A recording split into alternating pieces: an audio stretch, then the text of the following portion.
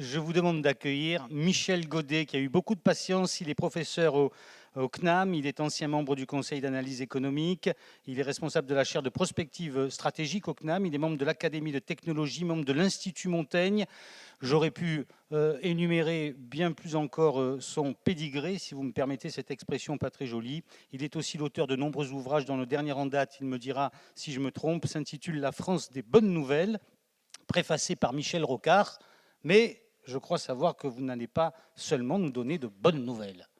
Je vous laisse la main, vous êtes garé côté jardin et vous allez nous livrer votre décryptage. Michel Godet. Ce que j'ai prévu, c'est de vous faire partager à la fois ma confiance en l'avenir et mon inquiétude pour le présent.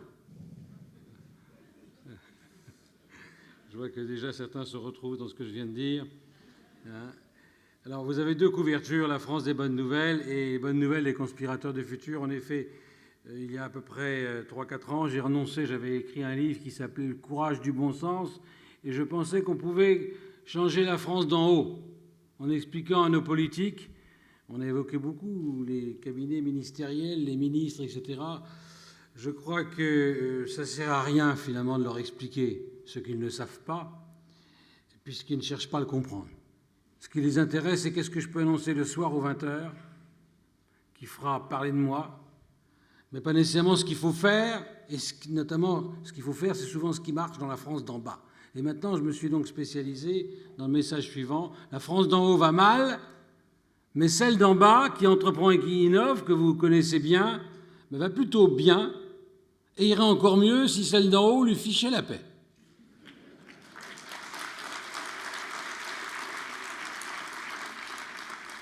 Et je passe mon temps à essayer de faire passer ce message suivant. Pourquoi imaginer des choses d'en haut qui ne marchent pas? La France jacobine, c'est son impuissance. C'est d'ailleurs un sous-titre du prochain livre qui sortira en janvier, qui va s'appeler « Libérer l'emploi pour sauver les retraites ». Eh bien, il y a donc une impuissance jacobine. Pourquoi imaginer des choses qui ne marchent pas d'en haut, alors qu'il y a un tas de choses qui marchent en bas? Et je vais l'illustrer, notamment pour l'insertion, pour l'emploi.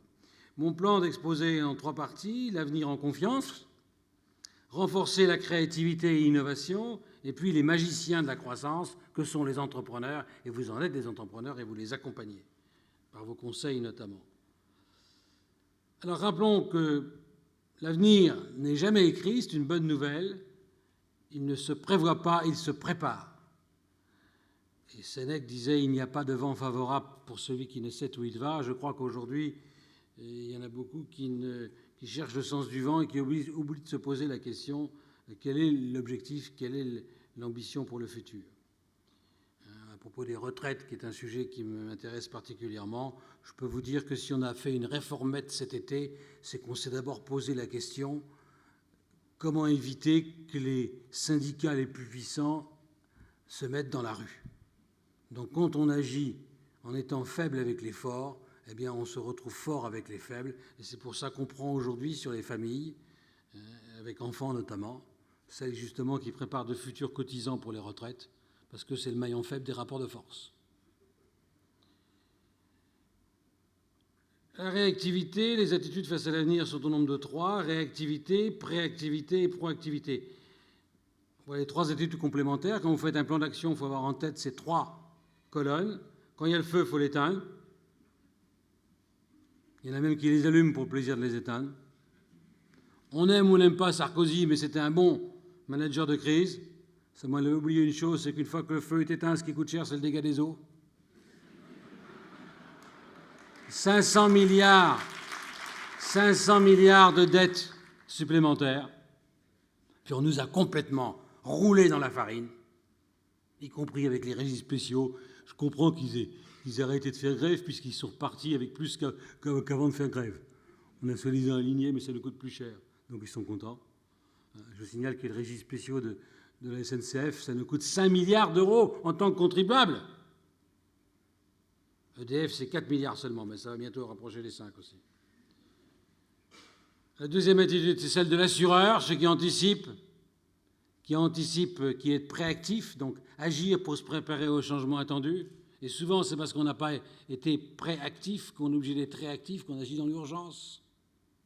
On sait bien qu'il faut 20 milliards, mais ce n'est même pas 20 milliards qu'il fallait pour 2020, c'est 40 milliards le déficit des régimes de retraite. Et là, on vient d'en trouver que 7. Donc il va falloir remettre le dossier, mais après les élections.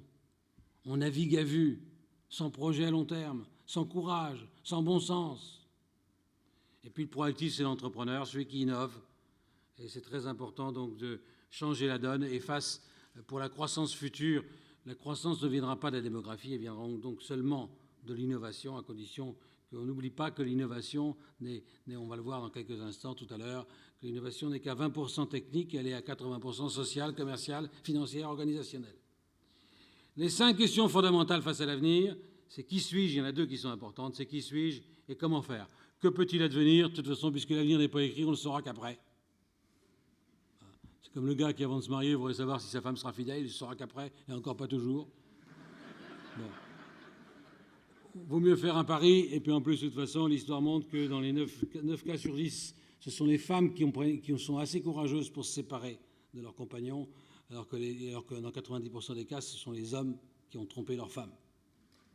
Mais les hommes, ils reviennent toujours mal à la niche, et ils n'ont pas le courage de se séparer. Voilà. Enfin, c'est un constat statistique. Hein. Bon, j'ai pas de jugement de valeur personnel là-dessus. En tout cas, j'ai un constat personnel. Ça ne sert à rien de chercher ailleurs ce qu'un copain finira par trouver à la maison. Hein. Bon. Donc, voilà ce que l'expérience enseigne. Alors, la question fondamentale, c'est qui suis-je et comment faire? Voilà les 2 questions que je vais évoquer. Qui suis-je? Vous avez Bayrou avant et après les présidentielles. Donc, il faut bien savoir ce qu'on est, ne pas se prendre pour un autre. Et puis, nos élites à Bercy ont un gros travail à faire sur leur qui suis-je.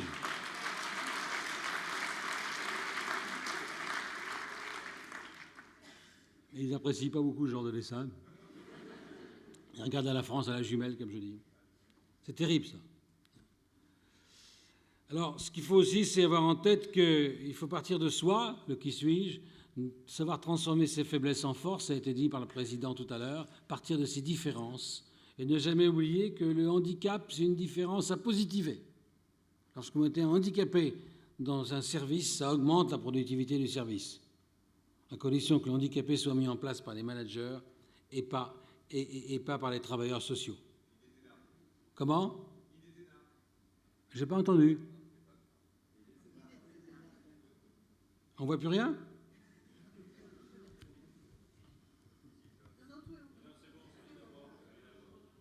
Ça vient de quoi? Ah ben c'est bon. Mais pourquoi ils mettent ma photo? Moi je me vois, j'ai pas besoin de me voir. Bon, j'ai eu peur. Là, donc la question fondamentale, c'est comment passer. Après qui suis-je, c'est comment faire. Sur la plupart des grands problèmes, les diagnostics et les prescriptions sont depuis longtemps connus. La vraie question, c'est comment passer à l'acte. Arrêtons de faire des commissions sur les retraites, sur tout ce qu'on veut. On sait ce qu'il faut faire, mais il faut savoir comment le faire. Et là, je crois qu'il faut avoir toujours en tête ce triangle que j'avais appelé le triangle grec. Pour passer du bleu de l'anticipation au vert de l'action, il faut le jaune de l'appropriation. Il y a donc 2 erreurs à ne pas commettre en matière de processus de changement. C'est vouloir faire du vert uniquement avec du bleu. Une bonne idée qu'on veut imposer, c'est une mauvaise idée. C'est pareil avec vos collaborateurs. Et puis, 2e erreur, ce que j'avais appelé l'erreur Ségolène pour ma part, c'est penser qu'on va faire du vert uniquement avec du jaune. Considérer, pas confondre la démagogie participative avec la démocratie participative. Il ne suffit pas que les gens soient d'accord pour penser qu'ils ont raison. Vous demandez aux Français en 1981 s'ils sont d'accord pour la retraite à 60 ans, et vous dites tous d'accord. Néanmoins, c'est une erreur historique. Donc il faut faire attention au consensus trop vite. Si on prend des décisions avec lesquelles tout le monde est d'accord, c'est que ce n'est pas les bonnes décisions. Les bonnes décisions, il y a forcément des gens qui sont d'accord, qui ne sont pas d'accord. Car seules sont injustes ces inégalités dont on ne profite pas. Et donc il y a un vrai problème aujourd'hui de savoir associer anticipation, appropriation et action, et donc avoir des débats contradictoires. Et dans des débats contradictoires, il y a forcément des gens qui ne sont pas d'accord. Il faut écouter les points de vue différents. Il ne faut pas les éliminer. Mais chacun doit faire l'effort de prendre conscience du fait que les décisions prioritaires ne sont pas consensuelles au départ, mais que si elles ne sont pas, et donc l'objectif d'une réflexion collective, c'est de rendre plus consensuelles les décisions prioritaires. Mais je dis bien plus consensuelles, à un moment donné, on doit renoncer à quelque chose. Alors je voudrais saluer Michel Rocard, pas seulement parce qu'il a préfacé mon livre, parce que j'étais rocardien quand j'étais jeune, lui aussi d'ailleurs. Et il a fait une extraordinaire réforme qui ne vous a pas échappé, c'est celle de la CSG. La CSG aujourd'hui représente 170% de l'impôt sur le revenu. Si on avait dit l'impôt sur le revenu, une fois qu'on a enlevé les primes à l'emploi en net, si on avait annoncé en 1990, dorénavant, on va faire baisser l'impôt sur le revenu, qui est un impôt progressif payé par la moitié des plus riches, pour l'en passer par un impôt proportionnel payé par tout le monde, il y aurait eu des millions de camarades dans la rue. Mais on a dit, c'est pas un impôt, c'est une cotisation circulaire, il n'y a rien à voir. La manière de poser les questions change la réponse. C'est un peu comme quand vous demandez à votre prêtre, est-ce que je peux fumer quand je prie? Il va vous dire non. Si vous demandez, est-ce que je peux prier quand je fume? Il va vous dire oui. Donc, il faut toujours retravailler la question. Comme disait Feu Crozier, le problème, c'est le problème. Et messieurs, bonne nouvelle, je parle de ce que je connais, mesdames, excusez-moi, pour vous. Dites-vous bien que toutes les femmes qui vous ont dit non jusqu'ici, c'est qu'elles n'avaient pas su poser la bonne question. Donc, il faut retravailler la question. Mais c'est vrai aussi pour les dames. Alors, j'ai cette bonne nouvelle, puisque je suis optimiste. Le monde d'aujourd'hui est une réalité qui dépasse les rêves d'hier.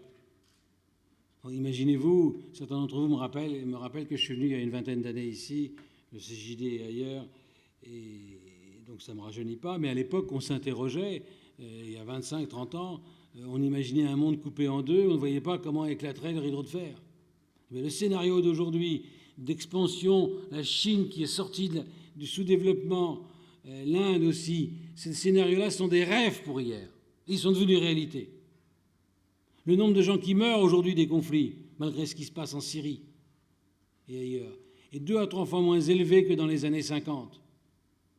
Donc nous sommes un monde qui, à bien des égards, est bien meilleur que le monde précédent. Et puis, même les Français qui se plaignent oublient qu'ils ont 50% de niveau de vie en plus qu'en 1980 pour vivre par habitant. Mais ils sont malheureux. Vous savez pourquoi on est malheureux aujourd'hui alors qu'on a plus? Personne n'a d'idée pourquoi on est malheureux? Parce qu'au lieu d'être contents de ce qu'ils ont, ils se sont frustrés de ce qu'ils n'ont pas. Et les gens qui sont... C'est l'histoire, quand mon voisin s'achète une grosse voiture, mon niveau de vie relatif baisse. Et oui. Donc ils voient tout ce que les autres ont qui n'ont pas, et donc, donc ça a créé des frustrations. On est sorti tout à l'heure avec la frustration. Une société d'envie. Et un des territoires de France où on vit le mieux, il y a un bon indicateur pour ça, c'est la fécondité par habitant, c'est la Mayenne. C'est un des territoires les plus pauvres de France. Mais comme tout le monde est autour du SMIC, personne n'est malheureux. Vous voyez le problème? Alors, je n'avais pas dit qu'il fallait ramener tout le monde autour du SMIC pour qu'on soit content, mais bon, bientôt on va y arriver à marquer. L'espérance de vie n'a cessé d'augmenter. Mon grand-père me disait, votre problème c'est que vous manquez de rien, il avait fait la guerre de 14. Aujourd'hui il dirait, mais on a 44 ans d'espérance de vie par rapport à 1900 en plus. Et il dirait, vous pleurez la bouche pleine, de cette manière. Mais l'espérance de vie a augmenté de 5 ans depuis 1980, va encore augmenter de 4 ans d'ici à 2030, ça vaut le coup d'attendre. Nos enfants, le vieillissement est une bonne nouvelle, mesdames. Bonne nouvelle, on vit jeune de plus en plus vieux. Et pour les hommes, toute femme reste jeune, ça dépend de l'âge de l'homme qui la regarde. C'est beau ça? Voilà. Il y a quelqu'un qui rigole là-bas. Oui. Vous savez, les hommes qui à 60 ans sont encore toniques, ils ont une chance extraordinaire. Parce que toutes celles qui n'ont pas connu à 20 ans, la place est bientôt libre. Mon ancien jardinier me dit qu'il va guincher tous les samedis. Il y a 3 filles qui viennent le chercher le samedi après-midi. Il n'avait pas ça quand il avait 20 ans. Nos enfants vivront plus longtemps que nous et mieux que nous, à condition, il y a des conditions suspensives, ils vont être moins nombreux sur le marché du travail, mais une condition suspensive, c'est qu'il faudra qu'ils aient envie de bosser. Moi, j'ai un de mes enfants, je suis assez fier de vous le dire ici, qui qui fait l'expertise comptable. Hein. Donc, c'est surprenant d'ailleurs, parce que je ne m'attendais pas à ça. Il aime le chiffre. Voilà. Je voulais en faire un ingénieur, mais je m'étais trompé, il y a l'expertise comptable. Voilà. Alors l'avenir est plutôt à construire qu'à détruire. Il y a des raisons d'espérer que je vous ai données comme bonne nouvelle. Et puis, autre bonne nouvelle, c'est que tout va changer. Donc on ne va pas s'ennuyer dans les années qui viennent, croyez-moi. On s'ennuyait finalement avec la croissance forte. On n'aura plus la croissance forte, c'est fini. C'est cheveux gris et croissance molle. Hein. Mais on ne va pas s'ennuyer parce qu'il y aura des défis à relever et ça va donc forcer à créer des liens. Dans les crises que je vais évoquer, les crises sont porteuses d'espoir, notamment d'espoir de changement. C'est toujours les opportunités à saisir. Et je crois que le développement durable, on a parlé de responsabilité environnementale de l'entreprise, va dans ce sens-là. Ça nous force à nous changer et à innover pour répondre à de nouveaux défis. Bonne nouvelle aussi, il y a pléthore de pétrole cher. J'ai commencé ma carrière au CEA il y a plus de 40 ans. En 1971, on était juste avant 73, donc 73, il y avait à 4 $ le baril, il y avait 30 ans de réserve prouvée de pétrole. En 2003, à 41 $ le baril, il y avait 45 $ le baril, pardon, il y avait 43 ans de réserve prouvée de pétrole, donc 30 à 43. Et en juin 2008, à 150 $ le baril, où on revient prochainement, eh bien, on était à 150 ans de réserve prouvée de pétrole, avec un écart type dans les estimations des experts entre 1 siècle et 4 siècles. Plus c'est cher, plus il y en a. Sans compter qu'on a du pétrole, du gaz bon marché et qu'on ne veut pas le prendre. Ça, c'est typiquement à la France avec les gaz de schiste. Hein. On est spécialiste pour se tirer des balles dans le pied. Bon. Enfin, ce n'est pas le sujet aujourd'hui. Donc, bonne nouvelle. La mauvaise nouvelle, c'est qu'il va falloir changer complètement nos modes d'organisation et de comportement. Donc, on aura de sacrés défis à relever hein, sur le plan urbain, sur le plan de la mobilité, etc. Et j'en passe. Et puis, l'autre bonne nouvelle, c'est que les facteurs de développement sont endogènes. C'est ce que vous avez ici. Ça ne marche plus ma souris depuis que le président est passé, là. Voilà. Bon, ça a marché avec... Non, ça ne marche pas non plus. Si, ça marche avec le doigt, mais j'aime pas beaucoup ça, moi. Bon. Les facteurs de développement sont endogènes. Ça veut dire que c'est en nous que sont les problèmes et les solutions aussi. Vous allez voir pour les chiffres que je vais donner sur la dette et le déficit public. Et puis, bonne nouvelle encore, la réalité du terrain dépasse la fiction des idées. Alors, nos sociétés modernes aussi, elles sont riches en biens et pauvres en liens. Là, il y a un véritable problème de solitude interactive. Et vous verrez des chiffres tout à l'heure sur la solitude qui sont terribles. Il y a un tiers des ménages seuls aujourd'hui, des personnes seules. 40% des ménages en 2020. Et à Paris, c'est déjà un ménage sur 2. Et encore, ceux qui vivent ensemble, comme on dit en anglais, living apart together. C'est-à-dire qu'ils vivent séparés ensemble. Ils sont ensemble à mi-temps. C'est terrible, ça. Heureusement, il y a des cours du soir du CNAM. J'ai découvert que les gens suivaient les cours du soir du CNAM pour le plaisir du lien social. On apprend en faisant du lien. C'est une manière de lutter contre la solitude. Donc c'est un club de rencontres qui ne coûte pas cher. Et on est diplômé à la sortie. Je crois aussi aux valeurs de l'économie sociale de marché, la responsabilité et l'efficacité, l'humanisme et le lien social, la solidarité et le partage, sous contrainte de performance et de rentabilité économique. Tout ça, c'est la mise en bouche. On arrive maintenant aux facteurs de développement qui sont endogènes, et le mal est en nous, les solutions aussi. Facteurs de développement endogènes. La mondialisation sert de bouc émissaire, même s'il y a des problèmes, il y a des pays qui s'en sortent. Dans mon étude sur l'emploi, je m'interroge et je constate que la Suisse a 3% de chômeurs. J'ai fait un classement des pays en fonction du taux de chômage décroissant, ou croissant comme vous préférez. Et les pays qui sont les champions du chômage faible sont aussi ceux qui ont le taux d'emploi des jeunes de 15 à 19 ans le plus élevé. Arrêtons le massacre de la France bachelière. Aujourd'hui, ce qui est dur vis-à-vis du bac, c'est de le rater. Parce qu'ensuite, ils font des bacs plus 5, des espèces d'assignats universitaires, et on manque de professionnels. Donc très vite, il faut développer des formations d'alternance, et dans vos métiers, c'est particulièrement possible. Sauf qu'on peut se poser la question, pourquoi faut-il 7 ans en France pour devenir expert comptable, alors qu'en moyenne européenne, c'est plutôt 3 à 4 ans. Mais ça, je vous laisse la réponse, puisque vous connaissez mieux le sujet que moi. Sans doute que chez nous, c'est plus dur. Bon. Il faut compter sur soi et partir de soi. Les causes succès et d'échec des entreprises et des territoires sont internes, elles sont endogènes. J'ai animé le Grand Prix de l'impertinence et on a, dans mon livre « La France des bonnes nouvelles », je reprends son histoire, un redresseur d'entreprise qui disait il s'appelle Alain Fribourg, il n'y a pas d'entreprise mûre et des patrons blettes. Quand une entreprise est en difficulté, c'est qu'il y a un déficit de management. Il ne faut jamais aider une entreprise en difficulté, il faut d'abord changer ses dirigeants. Voilà, ça renvoie naturellement à un constat difficile. Je pense que M. Montebourg ferait bien d'entendre cela. Et puis, partir des initiatives locales, on a vu qu'il fallait du temps long, mais je crois qu'on peut organiser la contagion des initiatives, vous allez voir comment. Alors, faisons le bilan du mal est en nous, les solutions aussi. Vous avez ici un tableau terrible, le PIB par habitant en parité de pouvoir d'achat exprimé 2008, milliers de dollars. On voit qu'entre 1980 et... Alors je vais essayer d'y arriver comme ça, non, j'y arrive pas non plus, c'était assez, voilà. 1980 et 2012, la France et l'Allemagne qui sont en gras, vous voyez qu'on est passé en 1980 au même niveau que l'Allemagne, et en 2012, on est à 10% en dessous de l'Allemagne en niveau de vie par habitant. Ce n'est pas en ramant moins qu'on avance plus vite. La France recule. On était en 1980 10% au-dessus du Royaume-Uni. On est cette fois-ci, en 2012, on est à 5% en dessous du Royaume-Uni et on est aussi à 20% en dessous des Pays-Bas. Bon, on recule en PIB par habitant. La richesse créée, c'est normal. On n'est pas assez ramé, notamment. Ceux qui rament beaucoup, mais il n'y en a pas assez qui rament. C'est tout le débat, d'ailleurs, que vous allez retrouver dans les chiffres que j'ai montrés, sur la France singulière, des actifs qui travaillent plus qu'ailleurs. Nos actifs, quand on compare l'actif français par rapport à l'actif allemand, on travaille une centaine d'heures, ça dépend des années, je dois avoir le chiffre après, de plus que l'allemand. Mais par habitant, on travaille 90 heures ou 100 heures de moins.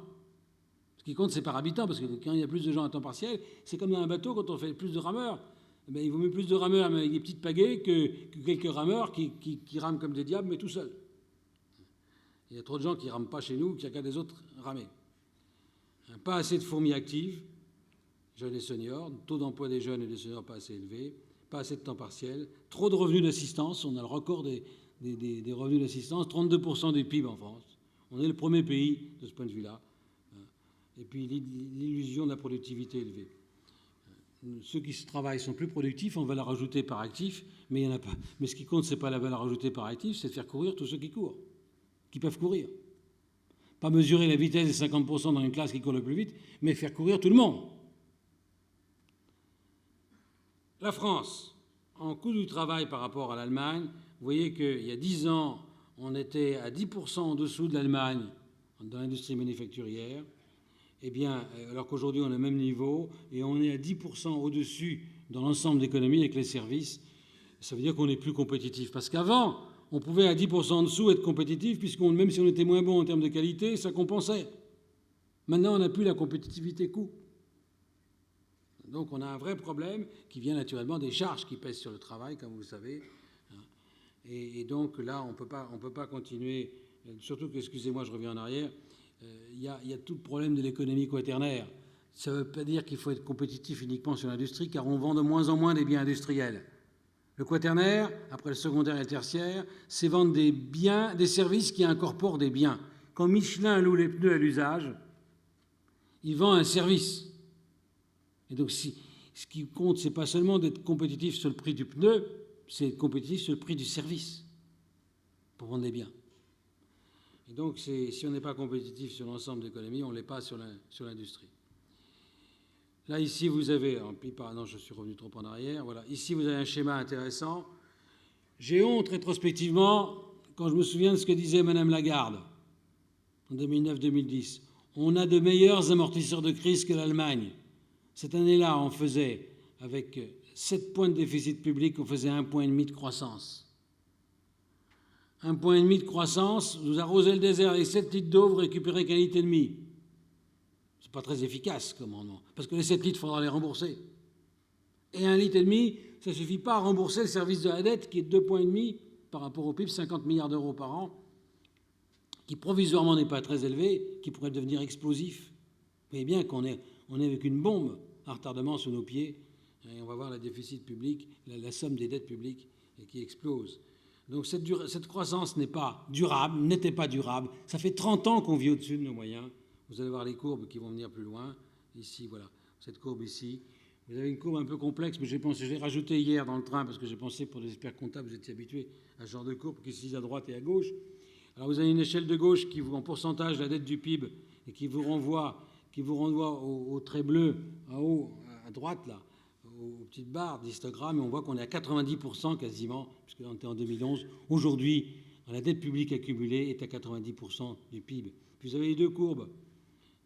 Vous avez deux courbes en pointillé et en rose qui montrent l'écart entre les dépenses publiques, 57% du PIB aujourd'hui, et les recettes publiques en pointillé. Et on voit que depuis Raymond Barre, on n'a pas eu une seule année d'équilibre des comptes. Je pense que c'est clair pour vous, cela, maintenant. Alors, sur les retraites, quand on demande à Madoff d'où vous est venue l'idée de rémunérer les premiers investisseurs avec l'argent des derniers, il répond du régime de retraite par répartition des Français. C'est terrible, ça. Donc il va falloir siffler la fin de la récréation. On n'a pas encore sifflé la fin de la récréation. Toutes les analyses internationales montrent que quand on veut s'en sortir, comme l'ont fait certains pays, regardez les dépenses publiques en pourcentage du PIB. En 1980, on était au même niveau que l'Allemagne. Non, on était bien au-dessus de l'Allemagne. Et en 1990, on était à peu près au même niveau que l'Allemagne, un peu au-dessus. Mais l'Allemagne est passée de 55% à 45%. La Suède a su réduire ses dépenses publiques de 59 à 52, quand on est en 2012. Et la France est passée de 46 à 56, 57. Alors on sait que pour réduire les dépenses publiques, c'est possible. La prescription est simple. C'est 2/3 de réduction des dépenses et 1/3 d'augmentation des impôts. Pour l'instant, on a plutôt fait 2/3 d'impôts et à peine fait réduction des dépenses, 1/3, parce que j'en vois tous les jours qui augmentent. J'ai même vu que le nombre de fonctionnaires d'État avait augmenté l'an dernier, donc je ne sais pas où on va. De ce point-là, je ne suis pas rassuré. On n'est pas encore au fond de la piscine. Certains me posaient la question, est-ce qu'on va finir comme la Grèce ? Je ne sais pas pour la Grèce, mais en tout cas, ce que je peux vous dire, c'est que l'Italie et l'Espagne sont en train de s'en sortir. C'est la différence qu'il y a avec nous. Donc on ne va pas finir comme eux parce qu'on n'a pas commencé à être comme eux. On n'a pas commencé les réformes. On n'a pas commencé à dire la vérité aux Français. Parce que pour l'instant, on dit « votez pour moi ». Et ils auraient envie de voter blanc, mais ça ne compte pas. Parce qu'effectivement, il y a un problème de non-choix aujourd'hui qui se pose. Il y a une véritable crise de la démocratie, de ce point de vue-là. Mais ça, c'est un autre sujet pour lequel je suis invité ce soir. Alors, bonne nouvelle, la réalité du terrain dépasse la fiction des idées, et je vais illustrer ça maintenant par un certain nombre de messages et de belles histoires, en commençant par rappeler qu'il n'est de richesse que d'hommes, éduqués, épanouis, porteurs de projets, dans une société de confiance. Il n'y a pas de société de confiance au niveau national, mais on a une société de confiance dans son niveau local et dans son milieu professionnel, et dans son entreprise. Vous êtes une société de confiance entre vous. Et il y a une harmonie, d'ailleurs. C'est un peu aussi ça que vous venez rechercher aujourd'hui même. Vous venez rechercher le plaisir de vous retrouver dans un climat de confiance, dans un milieu de confiance, avec des gens qui partagent des valeurs. Il ne faut pas oublier qu'on est dans un monde qui va exploser sur le plan démographique. Ça, c'est le grand bouleversement. Il n'est pas technologique demain. Il est d'abord démographique. Et vous voyez que j'ai mis en gras l'Afrique, qui va augmenter d'1 milliard d'habitants entre 2010 et 2050. Et naturellement, on va être concerné puisqu'on a déjà les têtes de pont. Ce sont des marchés, l'Afrique aussi, mais c'est aussi un métissage qui est en train de se faire de la population française de façon très sensible. Parce que je vous rappelle que 25% des naissances en France sont d'origine immigrée, même si on ne veut pas, ce n'est pas un problème d'ailleurs, quand on arrive à les intégrer. Comme j'explique moi souvent, quand il y a trop de sable, le ciment ne prend pas. Donc il faut s'arranger pour qu'il y ait un bon dosage entre le sable et le ciment. Il y a des endroits où ça se passe mieux qu'ailleurs, et plus facilement, il y a des endroits où c'est un peu plus difficile. Si on concentre les handicaps, il y a des problèmes. Alors, si on regarde la tectonique démographique, la Chine va vieillir très vite.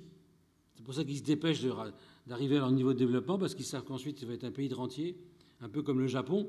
Le Japon, ils vont perdre 30 millions de Japonais. Ils en ont perdu 30 000 à Fukushima, tout le monde pleure, mais il y a 30 millions qui vont disparaître, personne ne dit rien.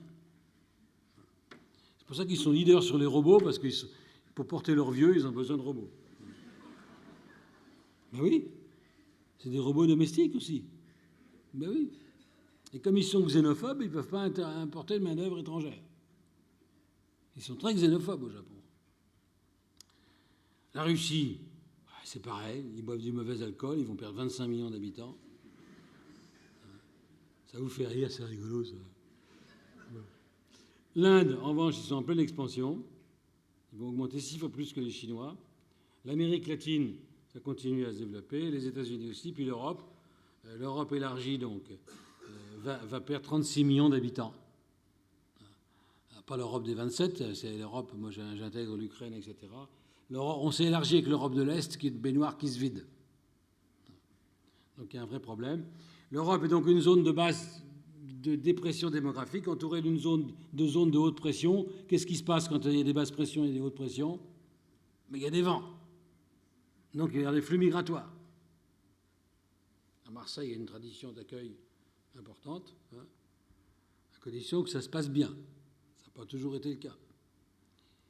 L'Europe, on va manquer de jeunes, 7 millions de 16 à 24 ans en moins, d'actifs aussi, de jeunes actifs. Vous voyez que de toute façon, qu'on le veuille ou qu'on ne le veuille pas, il va falloir ouvrir massivement les frontières. Mais pour une immigration choisie de travail. Les pays qui ont le taux de chômage le plus faible, je le montre dans mon prochain bouquin, sont aussi des pays qui ont un nombre d'étrangers actifs le plus élevé. Donc ça pose des vraies questions. Il faut s'ouvrir. Et ceux qui migrent, d'ailleurs, sont souvent des gens qui sont plus volontaires que d'autres, car il faut faire un effort pour migrer. Donc il y a vraiment il faut avoir une stratégie d'accompagnement, et d'accueil, et d'intégration, et d'enrichissement avec les différences, comme le disait le président tout à l'heure. Moi, j'ai bien aimé ce qu'il a dit, parce que c'est des choses qui me parlent, et je crois les différences ne doivent pas être l'occasion d'opposition, c'est l'occasion d'un enrichissement mutuel, à condition que ce soit dans le respect.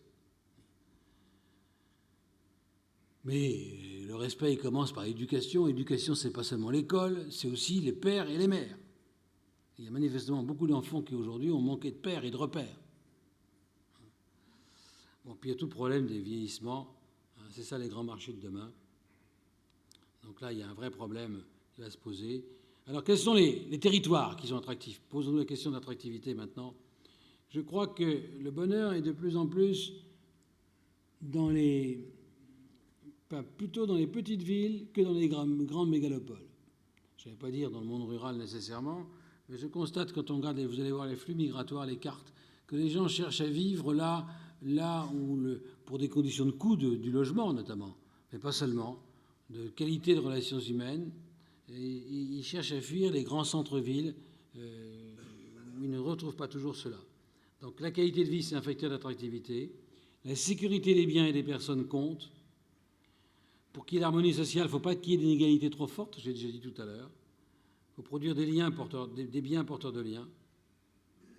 Et donc, on va regarder la créativité et l'innovation dans les territoires. Alors, ça se fait appui sur un rapport que vous avez en ligne ici, que vous pouvez télécharger en ligne, que j'ai fait dans le cadre du Conseil d'analyse économique sur créativité et innovation dans les territoires. Un petit bouquin de poche aussi à la documentation française, libérer l'innovation dans les territoires. Et qu'est-ce qu'on dit comme message? C'est très important cela. C'est que l'innovation n'est qu'à 20% technique, à 80% sociale, organisationnelle, commerciale et financière, que les 3/4 des idées viennent des clients, du personnel et des fournisseurs. Donc il faut savoir être à l'écoute de son personnel, de ses clients et de ses fournisseurs pour répondre à des problèmes non satisfaits. Et que cette innovation se fait d'autant mieux qu'il y a un climat, c'est comme les champignons, il faut une ambiance. Donc il y a un climat propice à la confiance. Autre message qui est corollaire aussi, c'est que ce n'est pas grave s'il n'y en a pas de centre de recherche très développé. Parce que ce qui compte, ce n'est pas d'avoir des chercheurs, c'est des gens capables de prendre les idées des autres pour répondre à des problèmes qu'on a identifiés. Donc, avoir une balance de brevets déficitaire, ce n'est pas grave. Le Japon a toujours eu une balance de brevets déficitaire. Ça veut dire qu'on prend plus d'idées aux autres qu'on leur en donne. Ce qui compte, c'est d'être capable donc, de prendre les idées des autres pour répondre à un problème du marché non satisfait et le rendre solvable, évidemment. La qualité de la vie, j'ai déjà insisté là-dessus. Alors, la démographie de la population, on oublie que la population française a augmenté de façon colossale depuis 1946. En indice, on est passé de 40 millions d'habitants, on va passer à 73, c'est-à-dire qu'on va passer d'ici à 2040 à l'indice 180, ce qui est colossal. Ça va continuer. le nombre de ménages, d'ici à 2030, va augmenter, va passer de 25 millions à 30 millions. Alors évidemment, c'est des ménages de plus en plus petits. La taille des ménages diminue. C'est pour ça que la surface par habitant dans les logements est plus élevée, pas parce qu'il y a moins d'habitants, pas parce qu'il y a des logements plus grands, c'est parce qu'il y a moins de gens dans les logements. Vous avez une carte ici qui est assez intéressante, que j'espère vous voyez mieux que moi. Vous avez en abscisse quelque chose qui s'appelle normalement le PIB dans la période 90-2006 et en ordonnée la variation de la population. Et on voit que les territoires les plus dynamiques, ceux qui sont en haut à droite, j'enlève les dom-tom qui vivent un petit peu sous perfusion, mais on voit que les régions les plus dynamiques, bien, ce sont toutes les régions au sud de la Loire. Pays de Loire, Midi-Pyrénées, Languedoc-Roussillon, Aquitaine, Rhône-Alpes, PACA, la Corse étant dedans, le Poitou-Charentes étant juste en dessous, vous ne voyez pas trop, et puis effectivement la Bretagne qui est à droite avec les Pays de Loire. La Bretagne n'est pas au sud de la Loire, mais c'est parce que la Loire passe trop au sud. Voilà. Et puis, le gros paquet gris, c'est l'Île-de-France. Et toutes les régions qui sont derrière, à la queue de peloton de croissance du PIB et de la population, c'est les régions industrielles. C'est assez intéressant de voir que les régions les plus dynamiques, ce ne sont pas les régions industrielles, en termes d'attractivité, contrairement à tout ce qu'on raconte. Ça ne veut pas dire qu'il ne faut pas d'industrie, naturellement. Ça veut dire qu'il faut être attractif et compétitif. Alors on voit les territoires qui sont... Le nord de la France est plus fécond que le sud. Et c'est assez curieux parce que c'est le nord qui est fécond, mais c'est le sud qui se repeuple. Parce que les gens s'en vont. Regardez, vous avez en bleu les territoires qui sont birépulsifs pour le passé. Les jeunes et les anciens s'en vont. En jaune, qui sont répulsifs jeunes, et en marron, qui sont attractifs seniors. Et on voit que Marseille, comme d'habitude pour l'INSEE, c'est une zone particulière, zone spécifique. Voilà.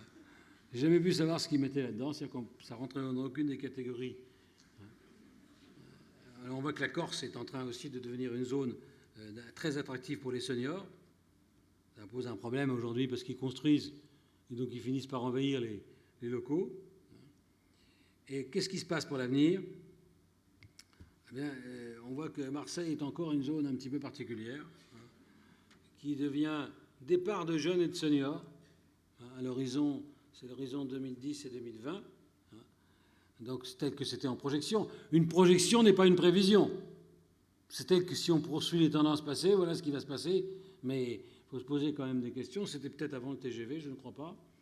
Et puis, on voit que tout le sud, quand même, est en pleine dynamique démographique, arrivée de jeunes et de seniors, en marron, en quelque sorte, donc par rapport au nord qui fuit. Alors, les gens du nord fuient pour un tas de raisons, parce que d'abord ils ont repéré que l'espérance de vie augmentait par rapport au sud. Il y a des gens qui veulent s'installer dans le Gers parce qu'ils pensent qu'ils vont gagner 4 ans d'espérance de vie. Quand on fait à 60 ans, c'est trop tard. Et c'est très intéressant de voir quels sont les territoires qui voient les retraités s'en aller en bleu, les zones bleues, notamment l'Île-de-France. Eh bien, c'est la carte des retraités qui s'en vont, les zones bleues, est assez fortement corrélée à celle des zones urbaines sensibles. Donc on voit bien que finalement il y a un vrai problème aujourd'hui, c'est quand il y a l'insécurité des biens et des personnes dans certains territoires, les retraités disent rien, mais ils plient les Gaules. Ils s'en vont, ceux qui peuvent naturellement, ceux qui ont les moyens. Donc ça pose un vrai problème. Bon, puis il y a aussi d'autres phénomènes qui se passent sur la Côte d'Azur. Toute la côte sud se repeuple. Enfin, les moins riches, c'est l'économie présentielle. Quand vous êtes riche en capital et pauvre en revenus, mais vous ne restez pas à Nice. Vous ne restez pas à Nice ou à Cannes. Vous vendez votre bien pour vous installer dans l'arrière-pays ou ailleurs. Là, vous allez pouvoir liquéfier une partie de votre patrimoine, vous acheter un bien qui coûtera moins cher et si possible avec des services aux personnes qui seront accessibles, ce qui n'est pas toujours le cas. Donc, c'est des questions que vous connaissez sans doute, mais qui posent problème. Donc là, on voit bien la dynamique des territoires. Et à l'horizon 2020, toute cette France qui est de la côte atlantique du sud et Rhône-Alpes est plus dynamique que le reste.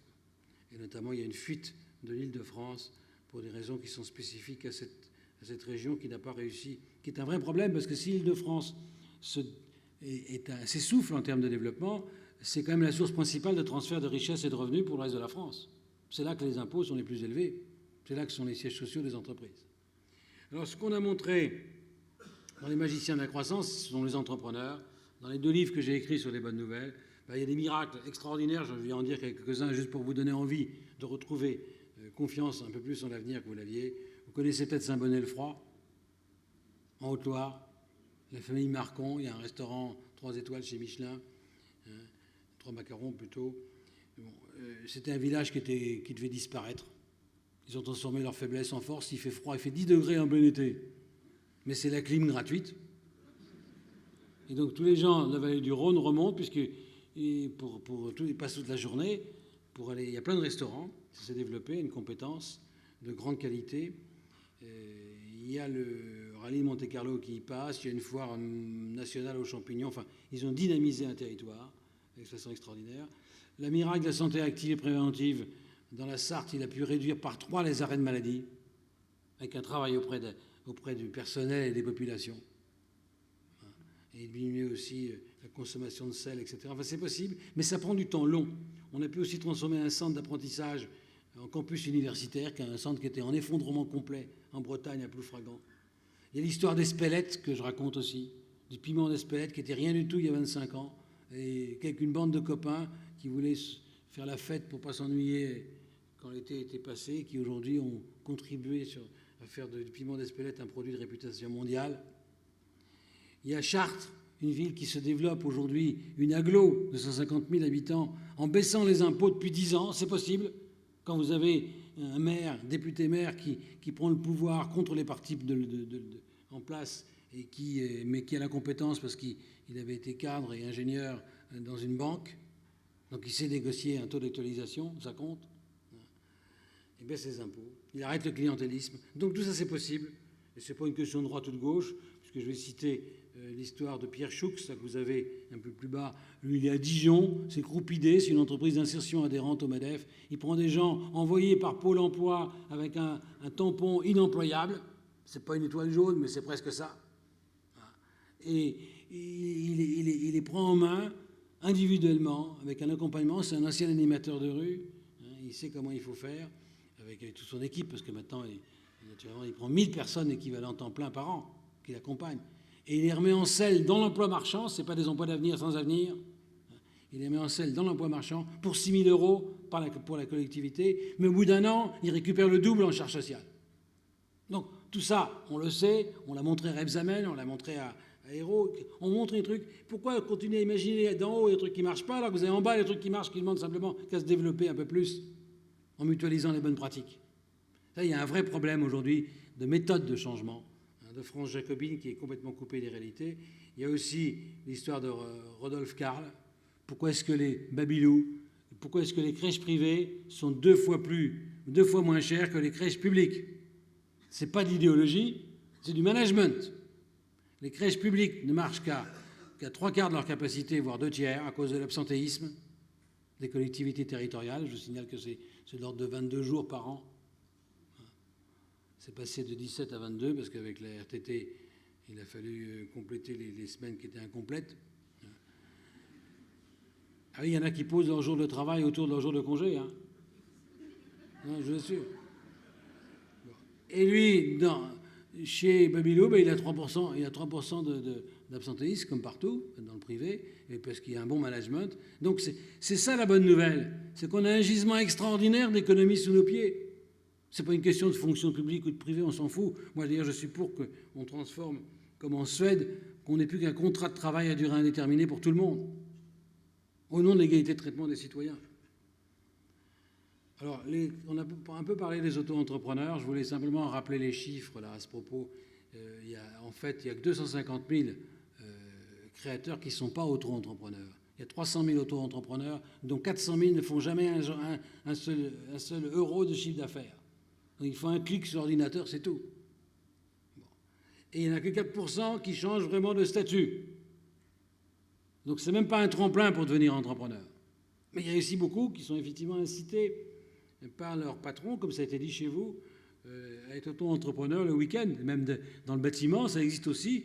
Les meilleurs, on leur dit, écoutez, le vendredi midi, vous arrêtez de bosser, mais si vous voulez, vous prenez le matos pour travailler à votre compte.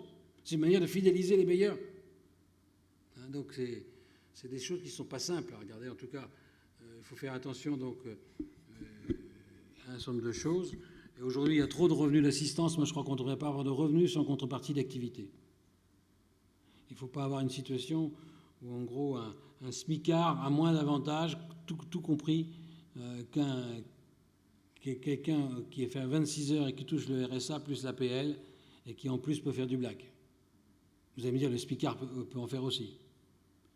Le smicard, il a le droit, d'ailleurs, à une partie de RSA, mais il n'y va pas. Il y renonce. Parce qu'il ne veut pas, c'est une question de dignité, il ne veut pas être assisté. Puis en plus, il y a un tas de paperasse à remplir. Alors, je crois qu'il faut aider les entrepreneurs, les magiciens entre la croissance à devenir un peu plus entrepreneurs, parce que ce qu'on a constaté, c'est que 60%, vous le savez mieux que moi, 60% des créateurs sont des solos. Ils ne font pas le saut de la première embauche, ils ont créé leur premier emploi. Il faut donc les aider à devenir un peu plus entreprenants. Et ça, au CNAM, on a développé une formation qui amène à notamment une licence métier, avec les chambres des métiers. On prend des gens qui sont des bac-3, on les amène par validation des acquis de leurs compétences et aussi une ouverture à la gestion et à l'innovation, je ne vais pas dire ça, mais en tout cas à l'esprit de changement. Elle nous amène un petit peu à se développer afin de ne pas rester solo, en quelque sorte. Donc il y a tout un travail d'accompagnement. Avec une matrice que vous connaissez bien dans vos métiers, qui est la matrice d'Ansoff, qui date de 1965. Il faut rappeler son histoire. Et c'est magnifique, c'est toujours tellement d'actualité. Il ne faut jamais lancer un produit nouveau sur un marché nouveau. Produit nouveau sur un marché ancien, produit ancien sur un marché nouveau, produit confirmé. Mais jamais produit nouveau sur un marché nouveau. Jamais de double saut. Le triple saut, c'est vouloir vendre un produit nouveau sur un marché nouveau avec des entreprises, des hommes et des femmes qu'on n'a pas formés.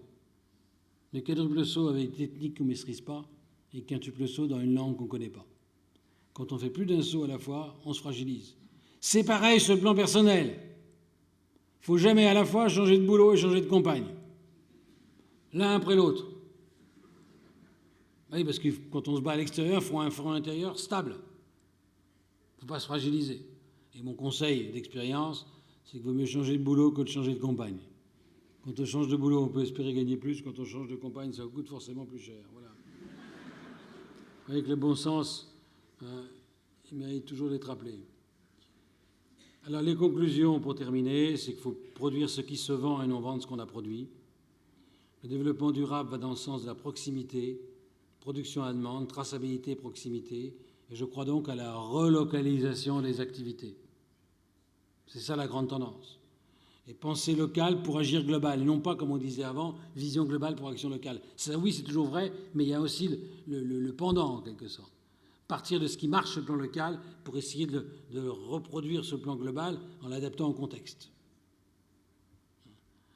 C'est un changement complètement d'attitude.